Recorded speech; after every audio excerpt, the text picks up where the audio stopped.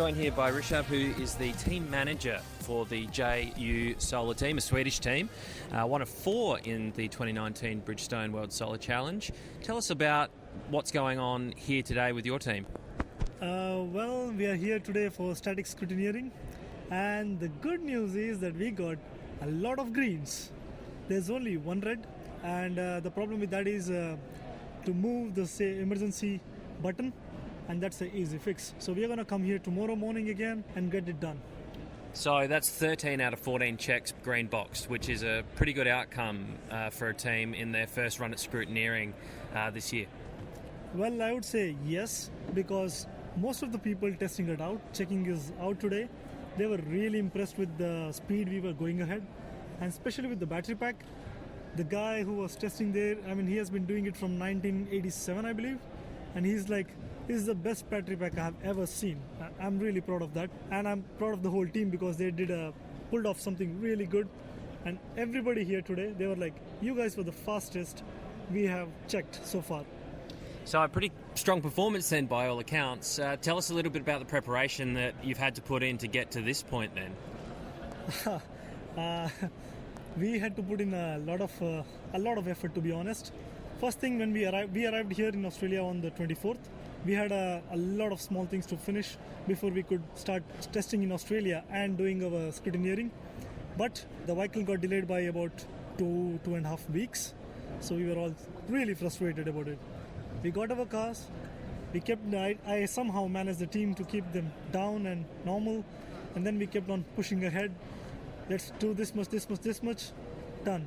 And we kept on moving step by step every day. We did a couple of test runs, even though we didn't have enough time. We ran through Gunpoint Road. We crossed the speed of 103 km per hour, and I'm really proud of that. Some of us had to work all night. I would say most of us worked all night to get it done. I would say it was a really good teamwork. This is a team that is full of all new people compared to 2 years ago in the 2017 edition. It's your 4th edition for your team. How does a team roll in with a brand new staff and produce a car with no experience prior? That's a good question. We have a couple of mentors, to be honest. There are 3 mentors from the last team. They have been supporting the electronics a lot, and because of them we were able to pull off something really good this year. We have customized all electronic components on our own. We haven't bought anything custom made from outside, and the BMS that we have is the smallest one and the most efficient one today. And for mechanical side, we didn't actually have much support, but what we did was, from the mechanical, took the readings and measurements from the previous car. We had the model carried out already. So when we designed the newer one, we tried to compare it with Model A, Model B, old model, new model. We tried to simulate a lot of things, tried to make it even more optimized. And we were able to reduce 20% drag from the previous car, which is a pretty big deal. Overall, the new staff always comes in with new ideas and everything. But we have 2 teachers who have been the part of this challenge from 2013. And before that, they have been volunteering as well. So they have been here for the 5th time this year. They have been supporting us a lot. It's snowing in Sweden right now, I believe. How are you acclimatizing to the conditions? When we came here, we were like, heat. It's a lot of heat here. But then after 2 or 3 days, we started to turn off the AC completely when we were sleeping, so tried to get adjusted to temperature. I think all the team is good with the temperature at the moment. How many drivers are you running this year? 4. We have 4 drivers. They're all about the same type. They take up the challenge. They take up small risks for us when we were testing. When I put in a driver one at a time, I make them comfortable with the car first. And then once they are comfortable with the car, I get comfortable with them, and then they start hitting.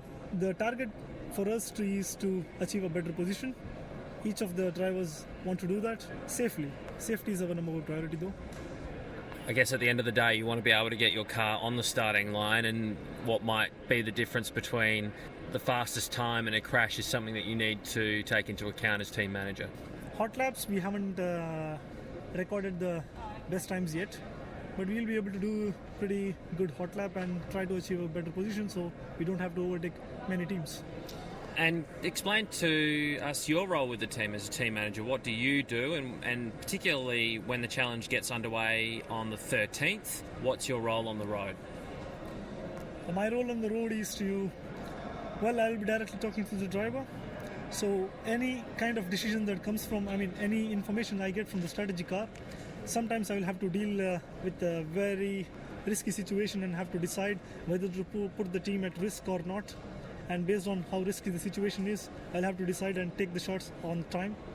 Also, when there is a problem on road, we already have a lot of strategies and scenarios planned out. I personally planned them out myself and discussed with a small team within my team. But yeah, when anything weird happens on the road, I take the shots and help everybody out. Thanks for having a chat and good luck. Thank you so much.